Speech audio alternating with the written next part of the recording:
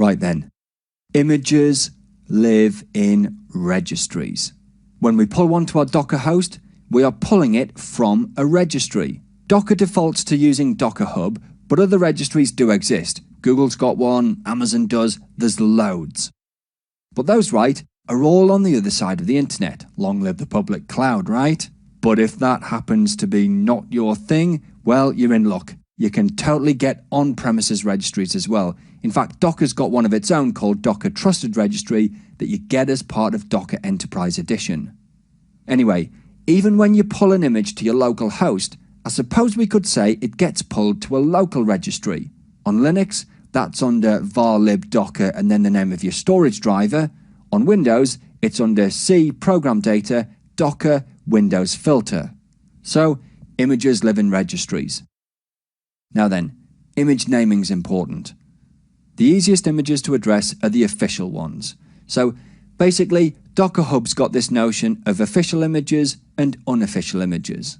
The official ones live at the top level of the hub namespace, so you address them as docker.io/redis or nginx or whatever. And because Docker defaults to using hub, if you're pulling from hub, you can even leave this bit off and just call it redis or nginx. Couldn't be easier. But it's all a bit misleading in my opinion. You see, to me, that makes it look like the image is called redis or nginx, and it's not. It works like this, right? You've got your registry. It can be hub, Google Container Registry, whatever, right? But that's the first part of the name. Leave it off if it's hub though, right? Anyway, within a registry, we have got repos. And within repos, we've got images, or sometimes we call these tags. Anyway, in the Redis example, Redis is the repo name. These are the actual images. Actually, I think if we look, yeah, even though we only said pull Redis, Docker's kindly added latest onto the end. It does that. If you're not explicit about the registry, it assumes Docker Hub, and if you're not explicit about the image, it assumes latest. But the point I'm making is that technically speaking, the image is actually called latest. It lives in the Redis repo on the Docker Hub registry. Now, sometimes we call this bit the tag. In fact, most of the time we do. But it's the image bit, right? The other bit's the repo. So we got away with quite a bit with that simple command. I mean, we could have said, okay, Docker image pull, and be explicit about Docker Hub. And from the Redis repo, we'll have, I'll tell you what, let's say we'll have the 4.0.1 image. And yeah, cool. It's actually the same image. See how the two hashes are the same? So that must mean that latest and 4.0.1 are actually the same image. So if we go here... Right, in fact, actually, all four of these refer to the same image.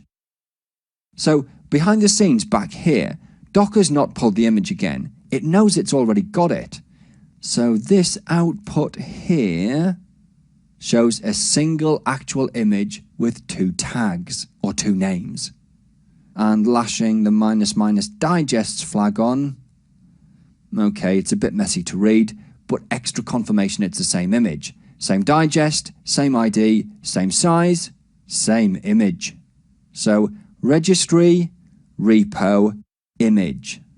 Now, on the topic of the latest tag, although Docker automatically adds it if you don't specify one, there's nothing automatic about the latest tag at the repo level. So for example, right, pushing a newer image to a repo does not automatically tag it as latest. It's a manual thing.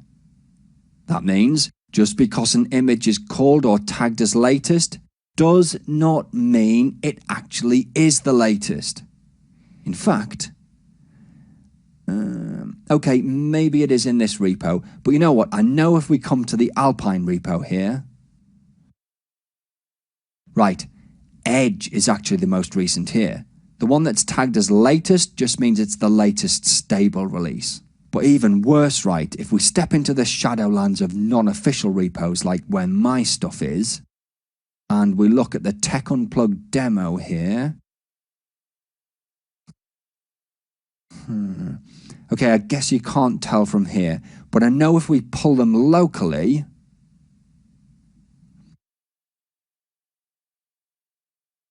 adding the A here, right, says to pull all images in the repo that match my platform and architecture. Well, we'll give that a minute. Okay, 3 images pulled. And see all these already exists lines? That's Docker saying, hey, I know that layer, and I've already got it, so I won't pull it again.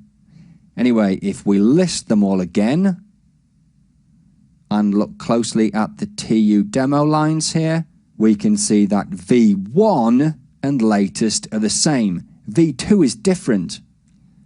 And that's dangerous, right? Latest is actually oldest. So yeah, it's just another arbitrary tag for V1.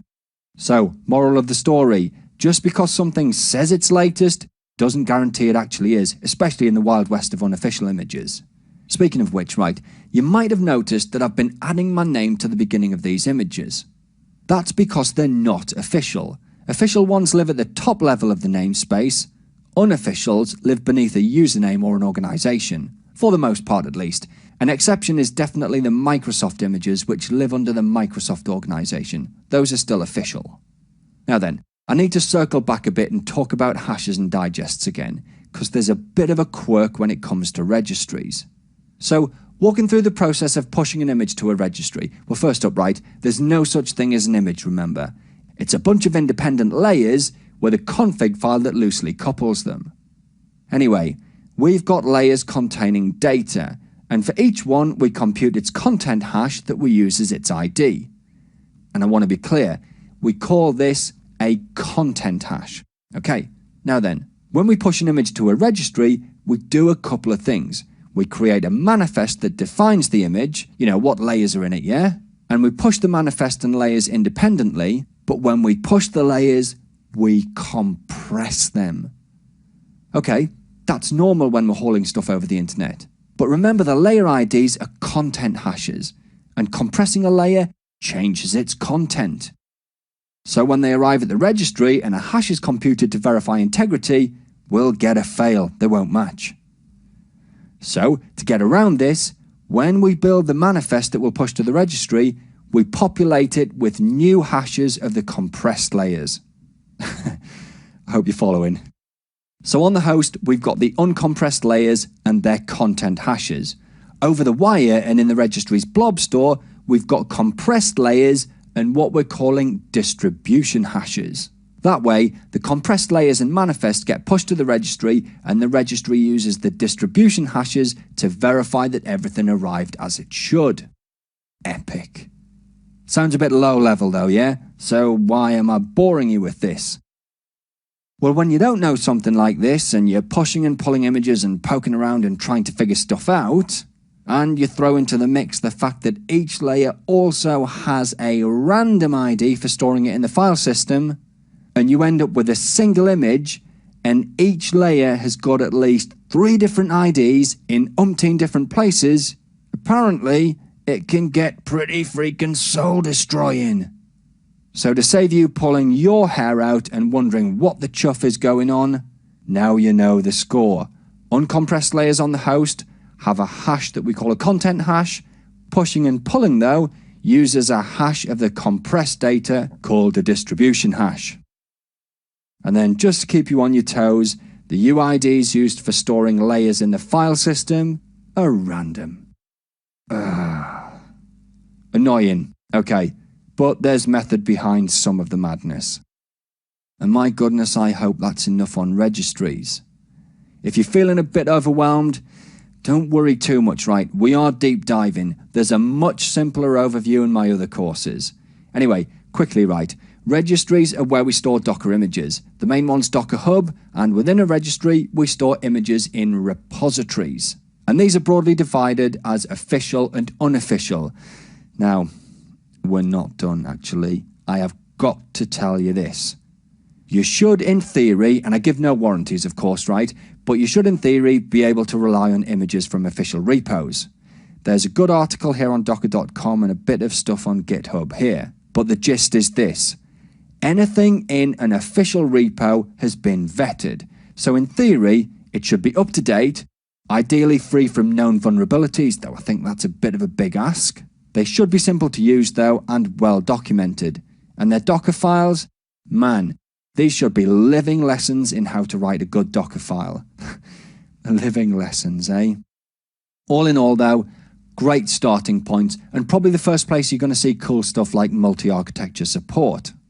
Now in contrast, unofficial repos are anybody's game. I mean, even I've got stuff on there, and my stuff is not to be trusted. I'm deadly serious. I mean, one of my repos has over 500,000 pulls on it, and it's got more bugs than a public toilet in an airport. I mean, honestly. Now, look, I'm careful not to paint all unofficial repos as cesspits. They're not. In fact, there's some proper good stuff out there. You just need to be more careful. I mean, heck, look, it's a public service across the internet, so I'm hoping you're going to be careful anyway. But for unofficial repos, there's no team curating them. There's absolutely zero guarantees, and documentation? Pff, what's that? Anyway, that is registries. They're where we store images. There's loads out there, but Docker Hub's the biggest. Official images are curated and they set a high bar. Unofficial images, well, they're anybody's game. When we push and pull stuff from them, we're pushing and pulling individual layers that are grouped by a manifest file.